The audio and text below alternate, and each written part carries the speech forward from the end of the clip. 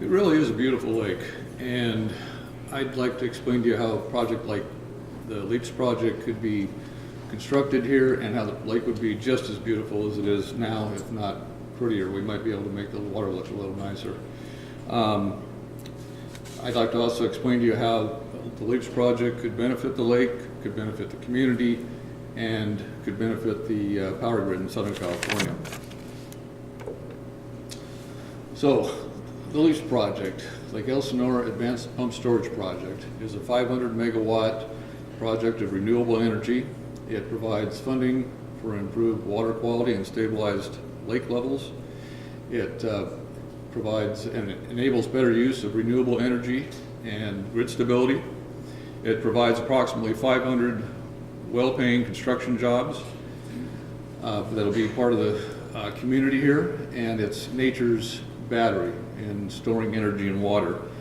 Most of you are at least somewhat familiar with the LEAPS project, so I won't go into the story of nature's battery so much, but on the next slide I will go over the basics of how the LEAPS project works, how the generation project works.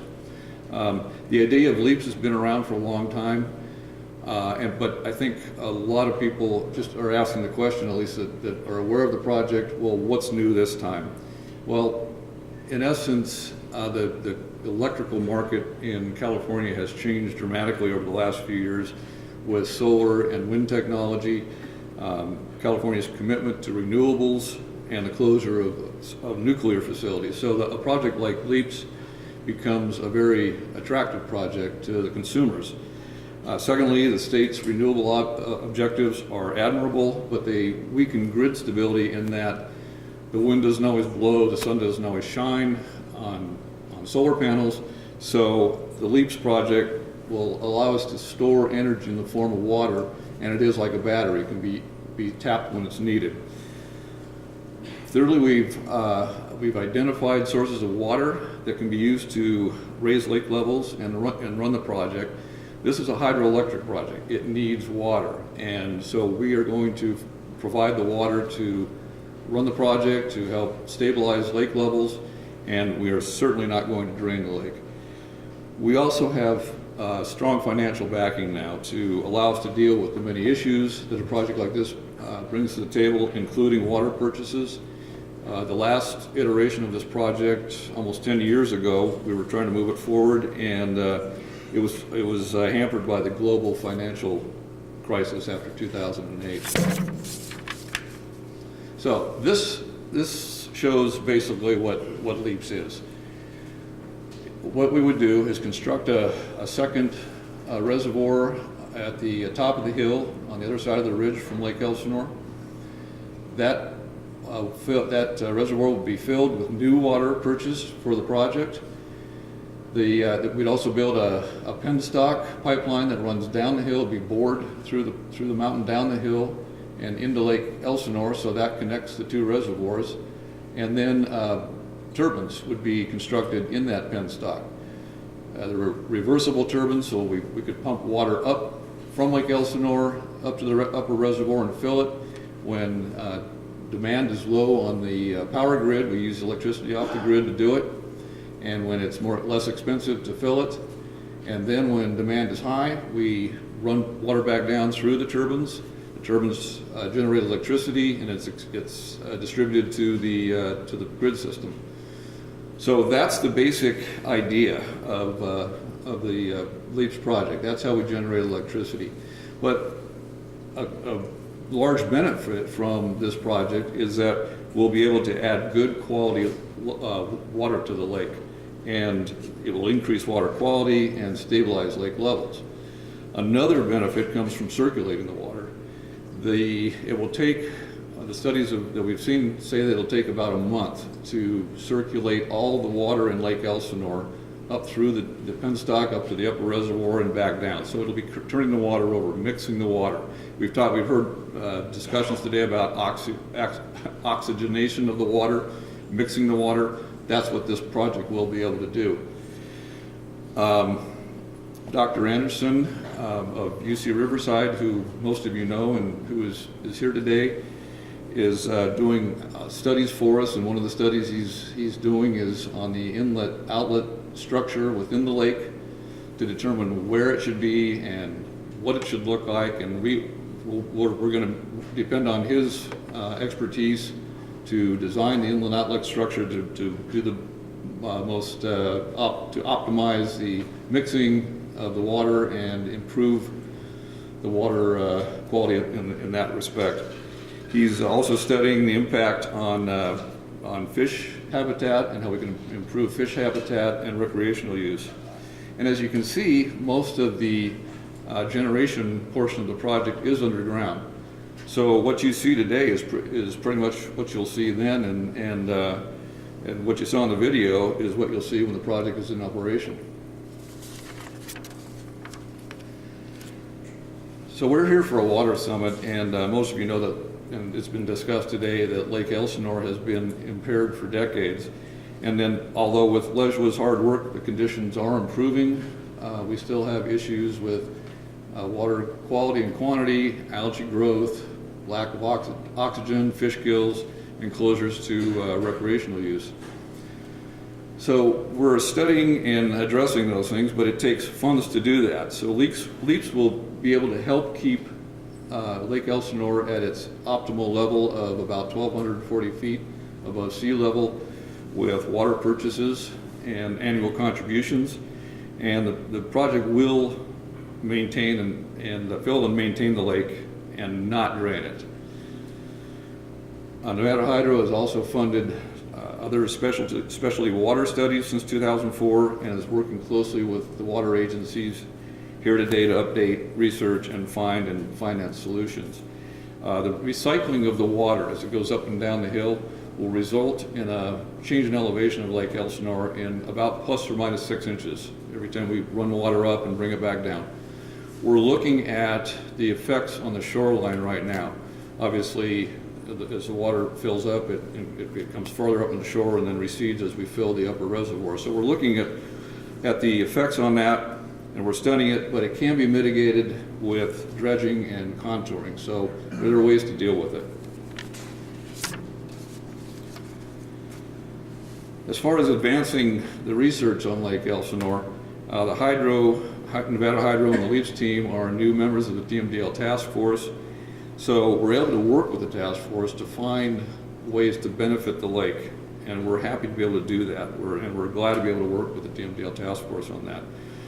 LEAPS has retained many industry scientists and experts to research Lake Elsinore and the potential project impacts, including environmental impacts, aeration and water exchange, turbidity, and water level and financial resources required to maintain the status and to improve the status.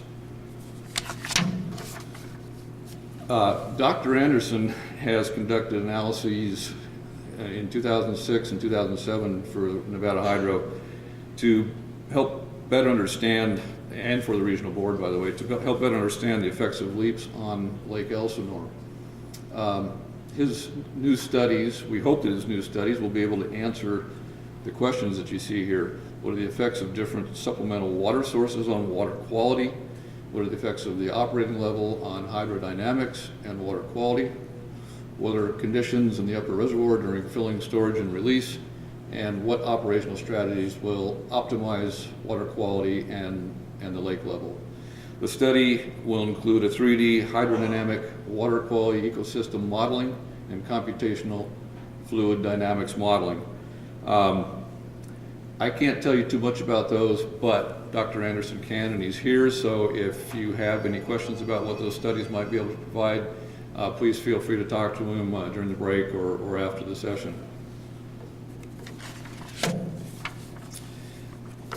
This is a really important slide, and I want this to really come across that this is our commitment, the LEAPS team's commitment to everybody here and to the public in general.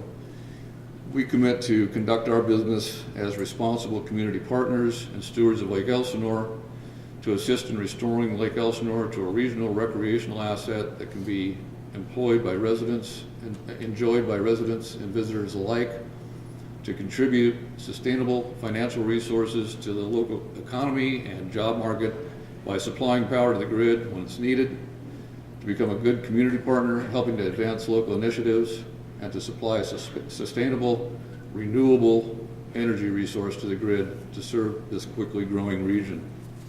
And those are important. We really want to commit to all of you that this is what we stand for. So we appreciate the opportunity to be here and to tell you a little bit about the project. Mark Norton and Dr. Anderson are the experts here, along with many other people in this room. And working with those experts, we hope the LEAPS project will be able to improve the lake and improve lake levels and provide the other things listed here on the slide. Thank you again for inviting me here today. We're pleased to be working with and supporting the many water agencies and municipal governments that are represented here today. We believe the LEAPS project is a critical step in solving the questions of water quality and quantity in Lake Elsinore. And by storing energy when it's needed, it can generate the cash flow to fund studies to improve the lake. The LEAPS team looks forward to working with everyone here and looks forward to a time when the lake is restored and stable, a magnet for tourism and a great place to live in and be around. So thank you, and the team and I are here to answer any questions that we can answer. Yes, ma'am. When you talk about the grid and the power grid, what grid are you talking about? What company is the power grid that you're addressing? Okay. Power would be transmitted northerly to Southern California Edison, so this area, Orange County, and then it could also be sent southerly to the to San Diego Gas and Electric grid. Would solar be used as the energy source to meet water? I've heard this in other areas. We have this. No, we'd be drawing power directly off either one of those grids. We'd have the ability to draw power off either grid. If not, you won't be using sun. Drawing solar, is that what you said? No. I have two questions. One, do you have any other projects that you've completed? Obviously, this is unique. I'm not hearing you very well. Could you? Are there any other projects that you've completed? Obviously, I know this one's really unique, but that seems similar or has been operating for a while that has some sort of results or lessons learned, that type of? Well, there are lots of other hydro projects similar to this project throughout the country and even throughout the world. The LEAPS project presents kind of a unique, or has a unique situation here, because we've got a lower reservoir, Lake Elsinore, and then we have these mountains right next to it. So it provides a nice vertical differential called head, which is what's required to generate the power to generate electricity. Right, okay. I was actually meaning you and your firm. Oh. Well, Nevada Hydro has done numerous power projects. We have not done another pump storage project like this, but Nevada Hydro, that's the business they're in, is electrical generation. And actually, I'm sorry, I just had a question. Okay. So I know you were talking about the storage and release. So obviously it's not continuous, that's not how it works. Continuous flow of water up and down. It's a pull it up, wait for a while. Is that the idea? Can you hear me? Barely. It looks like you're struggling. I am. So I heard you say it was a store and release type of scenario. Correct. Like, is it like a week's time you're holding it, or is it? a day Oh, I'm sorry. It would be more on a daily basis, but the grid administrators are the ones that would determine when the need would be for the water to come down the hill and generate electricity. So it's all integrated. The whole power grid is integrated by the ISO, it's called, independent system operator, and they determine when that water would be sent down the hill and when it would be pulled back up. Does that answer your question? Yeah. Okay. Yes, sir. There's a lot of discussion about studying Lake Elsinore and this and how it's going to impact Lake Elsinore, but I'm up from Canyon Lake. It sounds like the water you're going to get is going to most likely come through Canyon Lake. So I have to assume there's some impact on the upper lake. And has there been any impact on the upper lake with this project? Well, the water, the LEAPS project plans on purchasing new water to put into Lake Elsinore, so we can maintain Lake Elsinore at that 1240 optimal elevation. The water that comes through Canyon Lake would continue to come through Canyon Lake, but we wouldn't be pulling water out of Canyon Lake any more than it is now. So they're looking at it and they're going to consider that in this study, the impact of it. I don't want it, 400 pages, it'd be nice if a page was kind of dedicated to taking a look at the impact. To look, sure, yeah, we can do that. So the first time around with this project, there was a lot of controversy about the lines, the high power lines that are going to go across the mountains, and the possibility of fires, environmental issues, and there was some talk about going underground with some of the wires, at one point in certain areas, but I think 80% of the wires were going to be above the ground and going across the face of the mountain. And you had a beautiful depiction of the valley with the mountains and the lake, and it is a beautiful valley. And along with those environmental and fire concerns, as residents, we have concerns over the aesthetics of the power lines that are going to go across the face of the mountain, north and south, all the way down to San Diego, all the way up through Corona. Have you mitigated that issue with underground, or is that going to address in this phase of the project? Well, as you mentioned, the project has been around for a long time, and we've worked with the Forest Service to place the transmission lines where they're going to be placed. Excuse me. They've actually picked the route for the transmission lines. We don't. It's there for us, so we have to work with their parameters. Now, for one thing, the power lines going back up the hill from where the turbines are all underground, and when you get to the top of the hill there, for about 1.5 miles, it's going to be underground along the ridge there because of the hang gliders that launch up there. So we've worked that out years ago with the Forest Service, so we're going to keep everything underground there. What you won't be seeing the transmission lines when you're down in Lake Elsinore or out at the freeway. The transmission lines are on the other side of the ridge. Again, the Forest Service placed those because of view shed issues like you mentioned.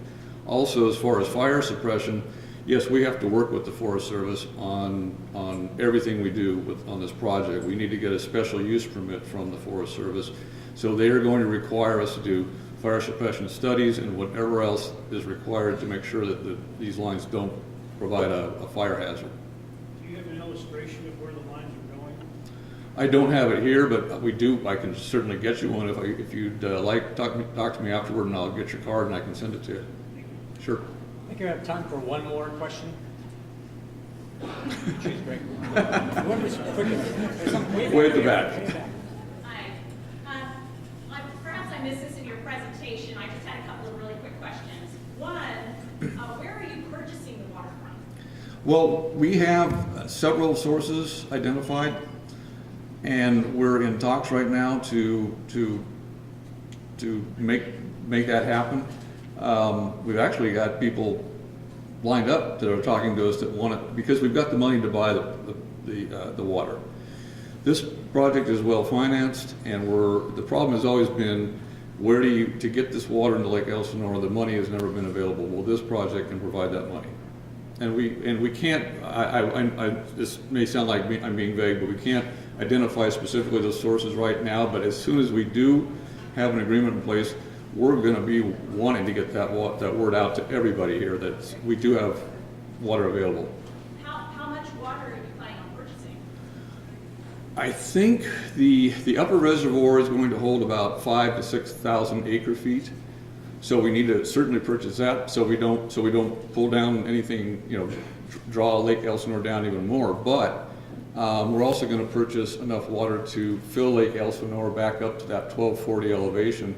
And then we're going to be having annual purchases of water to maintain that elevation at 1240. And then you said in your presentation, I apologize, I believe you said that you funded several studies. Are those studies, who did you do those studies with, or were they independent or you guys, and are they available to the public? Yes, they're available. Actually, Dr. Anderson did most of those studies through UC Riverside. Okay, and in relationship to the regional board, you said you've been working with the regional board, in what aspect? Well, we need to, we'll eventually need permits from the water board to build the project, so we're coordinating with them all the time. And they're on the TMDL task force, as are we now, so we see them monthly at the task force meetings. Okay, and one last question, I'm sorry. Is there any existing litigation on this project? There is some litigation right now. There are discussions going on, and they're in a point where I can't really talk about that, but there is some litigation, but we hope it's being resolved. Okay. Thank you. Okay. Please join me in thanking Greg